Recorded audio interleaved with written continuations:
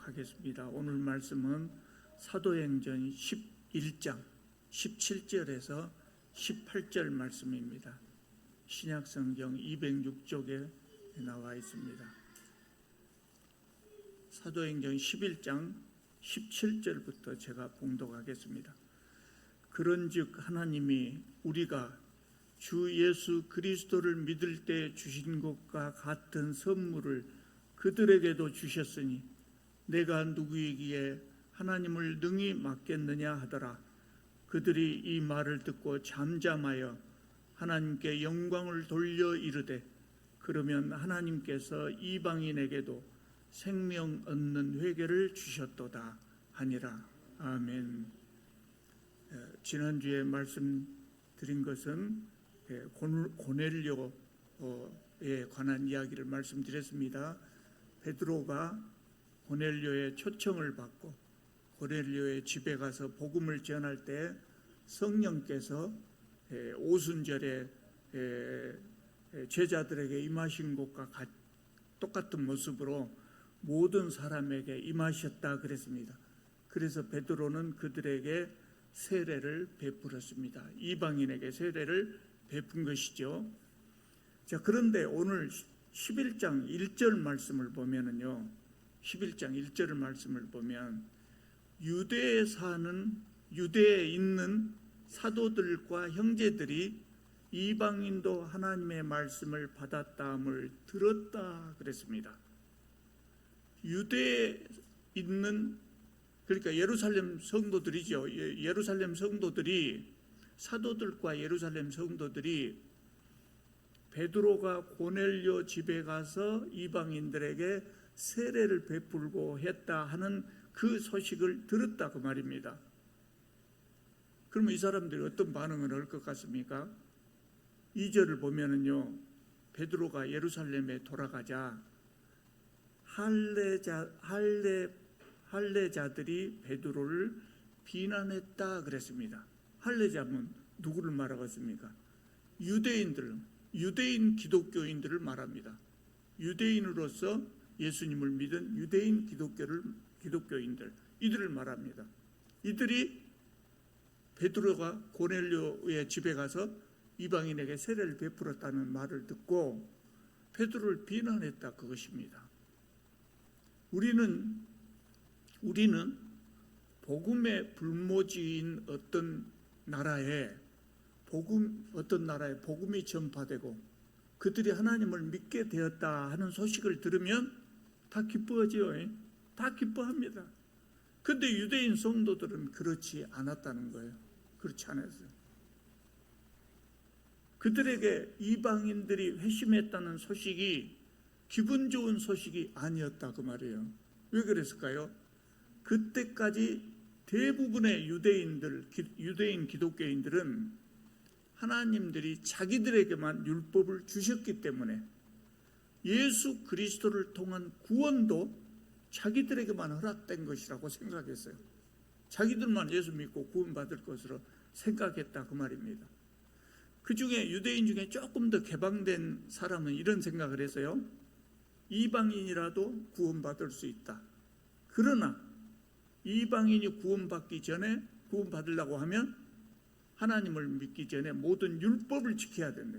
율법을 다 지켜야 그러면 구원받을 수 있다. 이렇게 생각한 거예요. 그러니까 이 말은 뭔 말이냐면 기독교인이 되기 전에 먼저 유대인이 되라 그거예요. 유대인들이 지키는 율법을 다 받아들여라.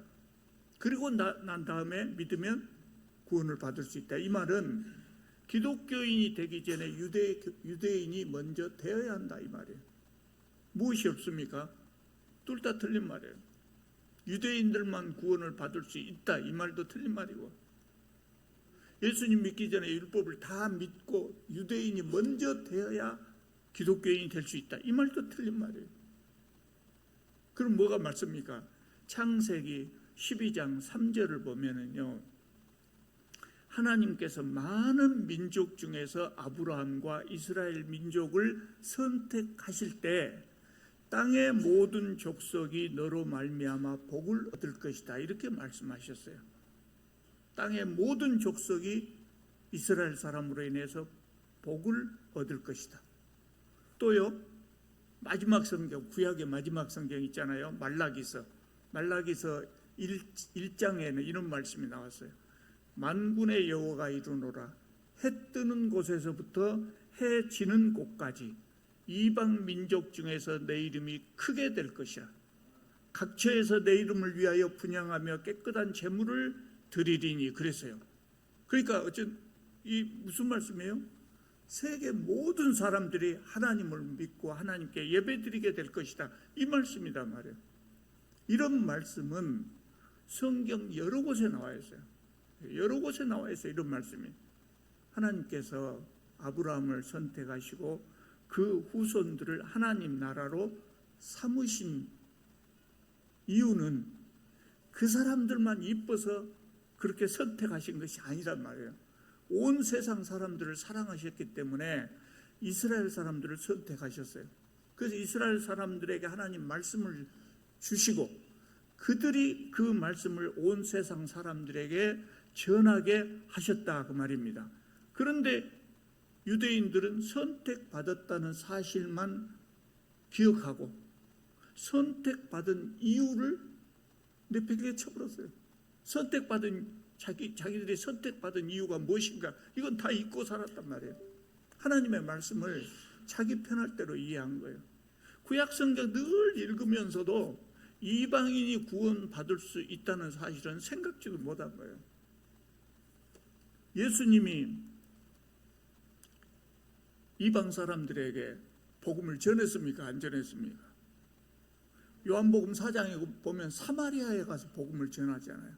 사마리아에 가서 복음을 전하고, 또 마가복음 5장에 보면 거라사 지방에 가서 복음을 전하거든요. 그 거라사 지방이 이방인들이 살고 있는 지역이에요. 거기 가서도 예수께서는 복음을 전하셨어요. 그런데 예루살렘 성도들은 여전히 자신들의 전통만 존중해서 이방인에게 복음을 전하면 안 된다 할 뿐만 아니라 교제도 해서는 안 된다, 같이 밥을 먹어서 안 된다, 이렇게 생각을 했어요. 그러니까 이들이 이방인도 회심했다는 소식을 들었을 때 자기들의 본분을 알고 있었다면 기뻐해야 된단 말이에요. 그러나 이 사람들은 몹시 불쾌하게 생각했어요. 그래서 베드로가 예루살렘에 돌아갔을 때 베드로를 비난하는 거예요. 3절에 이렇게 나와 있어요. 뭐라고 비난합니까? 내가 무할례자의 집에 들어가 함께 먹었다 하니, 이게 잘못됐다. 할례도 받지 않는 사람들하고 만나는 것도 잘못인데 더군다나 그들과 함께 밥을 먹었다, 이거예요. 밥을 먹었다. 이거 아주 잘못된 거예요. 이스라엘 사람들은요, 태어나면서부터 이방인을 같이 하는 것, 이방인과 함께 하는 것, 특히 식사를 같이 하는 것 절대로 해서는 안 된다고 귀에 못이 박히도록 그렇게 듣고 살았단 말이에요. 그래서 부지불식간에도 실수로도 이 법을 범해서는 안 된다고 생각하고 있었던 거예요. 심지어는 사도들조차 이 점에서 다르지 않았어요. 똑같이 생각을 했었어요. 하나님께서는 이방인들에게도 하나님의 말씀을 전하도록 유대인들을 선택했는데, 유대인들은 자기들만 선택된 사람이라고 생각하고 할례를 받지 않은 사람들하고는 상종해서는 안 된다, 그 사람들 집에 들어가서도 안 된다, 함께 식사를 하는 것은 절대 안 된다, 이렇게 손을 딱 그어버린 겁니다. 그래서 베드로를 비난한 겁니다. 베드로가 그 비난을 듣고 고넬료의 집과 관련해서 자신에게 벌어졌던 일들, 그 사건들을 자세하게 설명을 해줍니다. 10장에서 그 사건이 일어났잖아요. 고넬료 사건. 베드로가 그 집에 가서 복음을 전하고 성령이 임하시고 봤잖아요. 그 말을 다 전해줍니다. 근데 제가 누가라면 이 성경을 쓸 때 베드로가 일어났던 일을 자세히 설명했다, 그렇게만 쓸 것 같아요. 근데 누가복음에 보면 어떻게 썼냐면요, 10장에 그 일어났던 사건들 있잖아요, 기록했던 그것을 11장에도 그대로 기록해놨어요. 요런 일이 있었다, 그걸 베드로 입을 통해서 다 이야기한 것을 그대로 2번이나 반복해서 기록해놨어요. 옛날에 책 쓰기가 참 어려웠다고 그래요. 종이가 없잖아요. 글 쓸 펜도 제대로 없잖아요. 그러니까 성경도 가능하면 요약해서 전달을 하려고 그래요. 근데 10장에 일어난 사건을 11장에 그대로 소개하고 있어요. 누가가 우리에게 11장에서 베드로를 이야기하면서 베드로가 일어났던 일을 자세하게 설명했더라, 이렇게만 해도 우리는 알아먹어요. 근데 자세하게 설명하고 있어요. 왜 그랬을까요?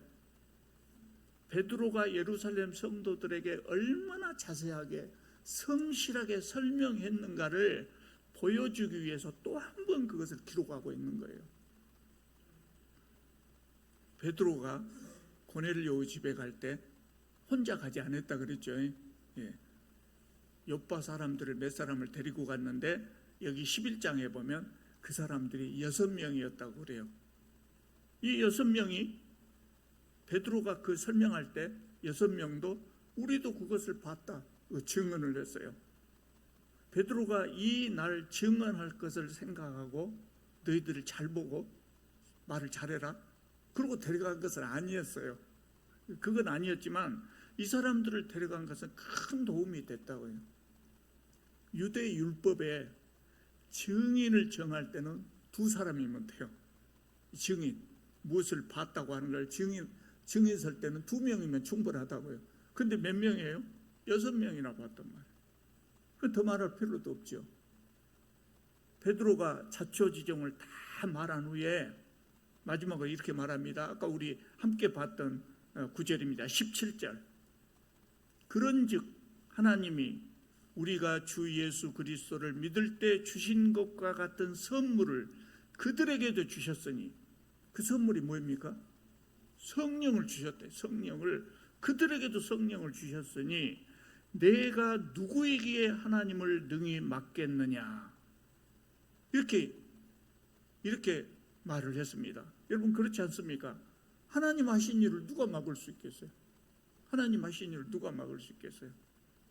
그러니까 예루살렘 성도들이 그 말을 듣고 뭐라고 합니까? 18절에 그들이 이 말을 듣고 잠잠하여 하나님께 영광을 돌려 이르되, 그러면 하나님께서도 이방인들에게 생명 얻는 회개를 주셨도다 하니라. 하나님께서도 이방인에게 생명 얻는 회개를 주셨도다. 이제 깨달은 겁니다. 이제야 예루살렘 성도들이 이걸 깨달은 겁니다. 이방인에 대한 선교를 공식적으로 인정하는 역사적인 순간이에요. 이 순간이. 이것 때문에 이방인에게도, 그리고 우리들에게도 오늘 복음이 전해진 것입니다. 우리에게 복음이 전해진 출발점이 바로 요 사도행전 11장 17절 18절입니다. 고넬료 집안의 회심 사건, 그래서 중요합니다. 얼마나 중요합니까? 그것으로 인해서 이방인 선교가 공인됐단 말이에요. 예루살렘 교회에서 사도들 회의를 할 때 공인이 된 거예요. 여러분, 누가는 이방인입니다. 누가가 이방인이라고요. 유대인 아니에요. 누가는 유대인 아닌데 성경을 썼어요. 사도 바울의 전도 받고 기독교인이 된 다음에 누가가 이 글을 썼어요. 누가도 이방인이기 때문에 이방인의 선교가 공인된 이 사건은 남다른 감회를 가지고 있었을 것입니다. 그래서 누가가 이 본문 말씀을 기록한 거예요. 이 본문은 그래서 중요한 의미를 집니다. 그런데 이제 추가로 우리가 이 본문에서 추가로 얻을 수 있는 교훈이 하나 있어요. 참 중요한 교훈이에요. 그래서 그것도 같이 말씀을 드리려고 합니다. 그 교훈이 뭐냐면, 교회에서 성도들 간에 갈등이 있을 때 어떻게 어떻게 처신하면 좋게 마무리가 될 수 있는가? 이거 이야기해 주고 있어요. 오늘 이 본문 말씀이. 교회에 문제가 있습니까? 없습니까? 어느 교회나 문제가 있습니다. 어느 교회나. 조용하다가도 또 갈등이 생기기도 하고 그렇습니다. 왜 그러냐면 사람들이 모여 있거든요. 교회에 모인 사람들은 다 훌륭한 사람들입니까? 아니에요. 예수 믿으면서부터 훌륭한 사람이 어디가 있어요? 예수 믿으면서 점점 예수님 닮은 사람이 되어가지요. 그러니까 어떤 분이 그런 말을 여기다가 마음에 안 든 성도들을 볼 때 그 사람 여기 앞에를 보라고. 얘가 뭐라고 써있죠? 뭐라고 써있다고 여러분 혹시 들은 적 있어요? 공사 중. 아직 좋은 사람이 되어가고 있는 중이다. 그걸 보라는 거예요. 그렇거든요. 그래서 교회에는 항상 문제가 있어요. 내가 어떻게 하면 마음 편하려고 교회를 갔는데 교회 가서 오늘은 마음 상하고 왔네? 이렇게 생각하시는 분들이 있어요. 교회 가도 마음이 상하는 거예요. 훌륭한 사람만 있는 것은 아니기 때문에. 교회에서 갈등이 생길 때 어떻게 해결하면 좋겠습니까? 먼저 베드로에게 배울 점입니다. 베드로에게 배울 점. 여러분, 베드로가 어떤 사람입니까? 처음부터 예수님 따라다길 처음부터 제자들을 대표했던 사람이에요. 그래서 누가는 특별히 베드로가 부름을 받은 그 장면, 베드로의 소명 장면을 더 자세하게 기록하고 있어요. 베드로가 고기 잡다가 예수님 만났잖아요. 그래서 예수께서 이제 후로는 네가 사람을 낚는 어부가 되리라 이렇게 말씀하셨잖아요. 그 장면을 자세하게 기록하고 있어요. 왜 그래요? 베드로가 그만큼 비중 있는 제자였다. 제자들 중에도 비중 있는 제자였다. 또 베드로는 예수님이 승천하신 후에 교회의 지도자 역할을 했어요. 사도들이 다 교회의 지도자지만 그 중에 특히 베드로는 대표 지도자 역할을 했단 말이에요. 그래서 사도행전을 나눈다면 크게 둘로 나눌 수가 있는데 전반부의 주인공이 있고 후반부의 주인공이 있어요. 후반부의 주인공은 누구냐면 아직 안 나왔어요. 누구냐면 사도 바울이에요. 사도 바울의 선교 활동을 쭉 기록하고 있어요. 전반부는 누가 주인공이에요? 베드로가 주인공이에요. 그래서 베드로가 행했던 그 중요한 사건들을 사도행전 전반부에 기록하고 있다. 지금까지 나온 것이 뭐예요? 성령께서 강림하셨을 때 밖에 나가서 설교를 하잖아요. 복음을 전하는데 그때 베드로가 설교를 해요. 또 성전 미문 앞에 앉아 있는 안진뱅이를 고친 사건, 아나니아 삽비라 사건에서 아나니아 삽비라를 꾸짖은 그 사람이 바로 베드로예요. 더욱이 우리가 지금 읽고 있는 11장 바로 전에 며칠 전에 죽은 다비다도 살렸지 않아요. 그러니까 베드로는 사도행전의 사도행전 전반부의 주인공이라고 할 수 있다고요. 그만큼 베드로 역할이 또 베드로 활동이 중요했다는 거예요. 그러니까 베드로는 대단한 권위와 능력을 가진 사람이에요. 더군다나 베드로는요, 성격이 어째요? 급한 사람이에요. 생각보다도 행동이 먼저 나와버린 사람이에요. 그러니까 고넬료 집을 방문했을 때 비난을 받았다고 하면 보통 때 같으면 성령 받기 전 베드로 같으면 어쩌겠어요? 급한 성격이 먼저 나오겠죠. 내가 누구냐? 내가 아무렇게나 행동할 사람이냐? 나 예수님의 수제자다. 그리고 지금은 교회 대표다. 이렇게 권위로 누리려고 하지 않겠어요? 자기도 모르게 이렇게 나올 수 있지 않겠어요? 그러나 베드로는 그렇게 권위로 누리려고 하지 않고 일어난 사건을 처음부터 끝까지 차근차근 잘 설명해 줍니다. 이 부분을 다시 한번 읽어보면 베드로의 평소 모습이 아니다고 하는 것을 여러분 알게 될 거예요. 더군다나 베드로가 고넬료의 집을 방문한 것은 자기가 가고 싶어서 갔습니까? 아니요. 하나님이 가라고 해서 간 거예요. 성령께서 그 자리에 강림하셨다고 하는 것이 그걸 보증하고 있단 말이에요. 또 옆바의 6 형제가 함께 가서 그것을 증언을 했어요. 이게 사람들이 잘 알지 못하기 때문에 베드로를 비난한 겁니다. 그러나 교회의 최고 지도자였던 베드로는 이것을 자기 권위로 눌러버리려고 하지 않고 차근차근 설득했다. 참으로 훌륭한 지도자의 모습이에요. 이것이 훌륭한지 훌륭하지 않은지 얼른 보면 모르겠습니까? 그러면 교회에서 목사들이 어떻게 하고 있는가를 비교를 해보면 금방 알아요. 많은 사람들이 그렇습니다. 누구나 내가 무슨 말을 했는데 상대방이 동의를 하지 않고 이의를 제기하면 대부분 사람들이 기분이 좀 상해요. 특히 권위를 가진 사람의 경우에 더 그렇습니다. 권위를 가진 사람은 다른 사람이 반대하는 것을 잘 용납하지 못하는 경우가 많아요. 불쑥 화를 내기가 쉽습니다. 똑똑히 알지도 못하고 비난한다고. 그 쏘아붙이기가 쉽습니다. 베드로는 안 그랬다고요. 사실은요, 성도들이 베드로를 비난할 수 있는 분위기, 예루살렘 교회에 성도들이 베드로를 비난할 수 있는 분위기가 되어 있었다고 하는 것이 훌륭한 거예요. 그게 참 훌륭한 거예요. 그 교회가 건강하다는 거예요. 베드로 같은 능력의 소유자, 엄청난 능력을 가졌잖아요. 죽은 사람도 살리는 능력을 가진 지도자라도 잘못했을 때 따질 수 있는 분위기가 그때 예루살렘 교회가 되어 있었다고 말입니다.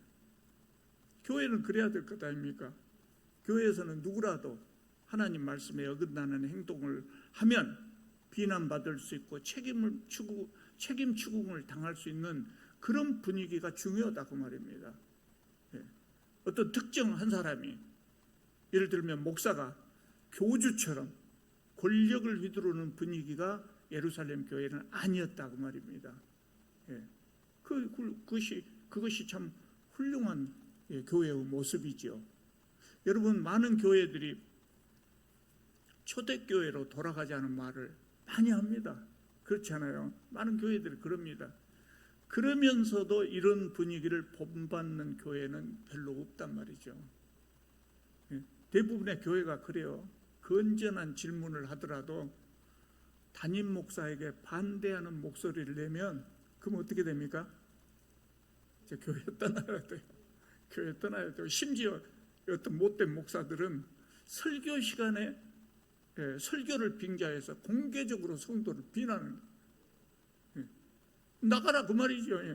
그럼 그 말 듣고 어떻게 견디겠어요? 못된 목사들. 그런 사람들이 많지는 않지만 조금 있어요. 예루살렘 교회는 그러지 않았다는 거예요. 몇 년 전에요, 친구들을 만나서 저녁 식사를 하는데, 한참 식사를 하는데 앞에 앉은 친구가 갑자기 혼잣말처럼 이런 말을 해요. 잘 들어보십시오. 이해가 돼도 순종하고 이해가 되지 않아도 순종하시오. 혼잣말로 그 말을 해요. 밥 먹다가 선문답 하듯이 이해가 돼도 순종하고 이해가 되지 않아도 순종하시오. 그래요. 그래서 제가 목사인 줄 아니까 그 이야기 했는지 모르겠어요. 아니 그 뭔 소리요? 누구한테 하는 말이요? 그랬더니 자기 교회 목사가 요즘 그렇게 말을 한답니다. 자기 교회 목사가 하도 엉망으로 목회를 하니까 성도들 사이에 불만이 생겼을 것 아니에요. 그러니까 이제 불만을 이야기하는 사람도 나오고, 그러니까 목사가 그렇게 이야기를 한답니다. 이해가 돼도 순종하고 이해가 되지 않아도 순종하시오. 기가 막힌 일 아니에요? 세상에 어떤 독재자도 함부로 그렇게 말 못해요. 교회에서, 더군다나 교회에서 이런 말할 권리는 누구에게도 없다고요. 누구에게도 없어요. 성도들이 이해를 못하고 그러면 설득을 해야죠. 좋은 일인데 성도들이 반대만 해서 한다. 설득을 해야죠. 근데 이해가 돼도 순종하고 이해가 되지 않아도 순종해라. 어떤 독재자도 그렇게까지 하는 사람은 없죠. 베드로는 엄청난 권위를 가지고 있는 사도였지만 베드로도 그렇게 말하지 않았대요. 차근차근 이해가 가도록 설명했대요. 이것이 교회의 모습이에요. 교회는 그래야 돼요. 여러분들끼리도 그렇습니다. 성도님들끼리도 그래야 됩니다. 그래야 됩니다. 내 주장만 내세우면 안 됩니다. 교회는 진정으로 하나님만 높여야 되지 않겠습니까? 모든 사람은 그 사람이 목사이든 장로이든 권사이든 하나님 앞에서 다 평등하고 다 형제 자매라고 하는 것을 기억을 해야 돼. 예루살렘 교회는 그런 교회였다고 말입니다. 베드로가 그랬다는 거예요. 베드로뿐만 아니라 예루살렘 교회 성도들에게도 우리는 배울 것이 있어요. 뭘 배워야 되냐면요, 예루살렘 교회 성도들은 처음에는 하나님의 뜻을 잘 알지 못하고 베드로를 비난했죠. 그러나 그 사람들은 비난만 하고 있었던 것이 아니라 베드로가 차근차근 설명할 때 조용히 경청했습니다. 누구나 그렇습니까? 내 마음에 안 든 것을 내가 생각할 때 말도 안 되는 행위를 상대방이 했어요. 그 변명을 해요. 그러면 잘 들어줍니까? 안 들어줍니까? 다 잘 듣습니까? 제가 경험한 바에 의하면 잘 안 듣대요. 사람들 중에 성격이 금한 사람들이 많이 있죠. 많이 있잖아요. 그런 사람은 이렇게 생각해요. 들어볼 필요도 없어. 들어볼 필요도 없어. 이방인의 집에 들어가서 함께 밥까지 먹었다며, 그러면 갈 때까지 간 것이지 뭘 더 들어봐. 제가 만난 어떤 분들은 그러대요. 나는 억울한데 그 사람은 내 말을 나한테 확인도 하지 않고 떠돌아다니는 소문 그대로 믿고 나를 나쁜 놈이라고 그렇게 말하는 경우가 있단 말이에요. 차라리 나한테 욕이라도 오고 따지기라도 했으면 좋겠어요. 그러면 나도 변명이라도 할 것 아니에요. 근데 아예 대화 자체를 안 하고 저 나쁜 놈. 그러면 일은 안 풀린다는 거예요. 일은 풀리지 않아요.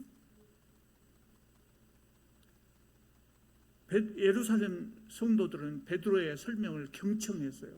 그리고 베드로의 행위가 하나님의 뜻을 따른 것이었다는 것, 이것을 확인한 다음에는 뭐라고 합니까? 하나님께 영광을 돌렸다. 그들이 이 말을 듣고 잠잠하여 하나님께 영광을 돌렸다. 그렇게 이야기하고 있습니다. 이게 보통 일입니까? 수백 년 동안 이어왔던 금기, 전통이 무너진 거예요. 이방인들하고 식사하지 않는다. 근데 그것이 무너진 거예요. 근데 그것이 하나님의 뜻인 것을 알고 하나님께 영광을 돌리고 이방인에 대한 선교를 인정했다.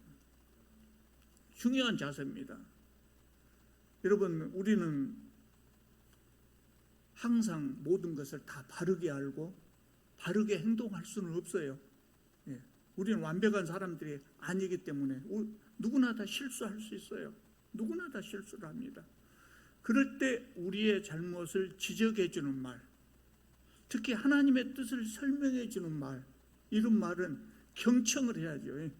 경청을 하고 그 말이 맞으면 솔직하게 내 잘못을 인정하고 고쳐야 된다. 근데 그게 안 된단 말이에요. 나이가 들수록 안 돼요. 나이 먹을수록 안 되고 지위가 높은 사람일수록 이게 잘 안 된다. 그래서 문제가 생기는 거예요. 여러분, 사도들도, 그 훌륭한 사도들도, 성령을 받은 사도들도 실수를 해요. 6장에 우리가 그 실수를 봤잖아요. 그래서 사도들이 구제품을 분배할 때 실수를 한단 말이에요. 근데 아름답게 마무리되잖아요. 왜 아름답게 마무리가 돼요? 사도들이 자기들의 잘못을 인정하고 고쳤단 말이에요. 그러니까 교회가 더욱 성장하더라 그랬어요. 잘못을 저지른 것 문제지요. 근데 그것보다 더 큰 문제는 뭐냐면 잘못을 저지르고도 끝까지 다른 사람 의견 듣지 않고 자기 생각만 고집은, 이건 진짜 큰 문제예요. 이런 사람 교회 지도자가 되겠어요? 못 되겠어요? 못 돼. 돼서는 안 되죠. 될 수도 없지만 된다고 할지라도 성도들이 싫어한다고 그런 사람들. 그건 싫어야죠. 싫어할 수밖에 없죠. 그럼 교회가 문제가 생기는 거예요. 그래서 우리는 예루살렘 성도들의 모습을 보면서 이 교훈을 얻어야 돼요. 오늘 이 모습이요, 이방의 선교를 공식적으로 인정한 것이구나. 그리고 이제 은혜스럽게 받아버리면 안 된다. 이 모습을 보면서 교회가 어떤 분위기로 일을 해 나가야 되는가, 성도들 간의 관계가 어찌해야 되는가, 이것을 우리가 배울 수가 있는 것이죠. 불행하게도 우리 시대에는 많은 교단들이 분리되고 또 많은 교회가 분열을 하고 그렇습니다. 우리 참빛교회는 교회에 문제가 생길 때마다 예루살렘 교회처럼 은혜롭게 잘 해결할 수 있기를 바랍니다. 기도드리겠습니다.